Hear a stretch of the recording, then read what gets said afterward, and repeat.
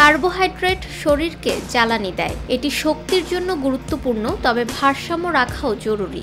অতিরিক্ত কার্বোহাইড্রেট ধীরে ধীরে নানা শারীরিক অসুবিধার সৃষ্টি করতে পারে। কিছু লক্ষণ এত সূক্ষ্ম যে বেশিরভাগ ক্ষেত্রে সেগুলো নজর এড়িয়ে যায়। তাই খাবারের তালিকায় অতিরিক্ত কার্বোহাইড্রেট রাখা যাবে না।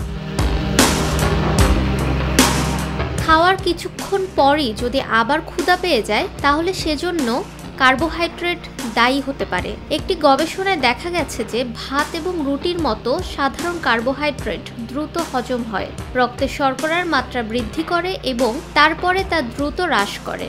এর ফলে ক্ষুধা অনুভব হয়। জটিল কার্বোহাইড্রেটের সঙ্গে ফাইবার এবং প্রোটিন যোগ করে খান।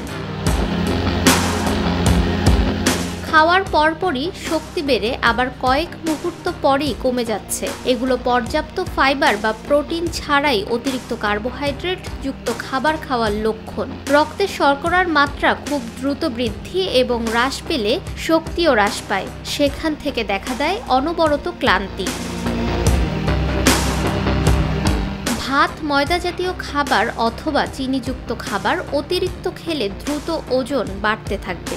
একটি গবেষণায় উল্লেখ করা হয়েছে, অব্যবহৃত কার্বোহাইড্রেট চর্বি হিসেবে জমা হয়। তাই এ জাতীয় খাবার খাওয়ার পরপরই অলস হয়ে বসে থাকবেন না।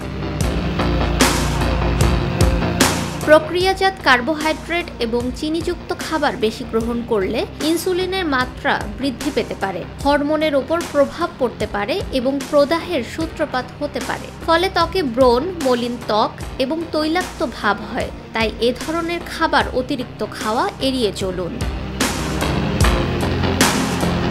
ফাহমিদা বিনতে আনোয়ার, নিরপেক্ষ নিউজ ডেস্ক।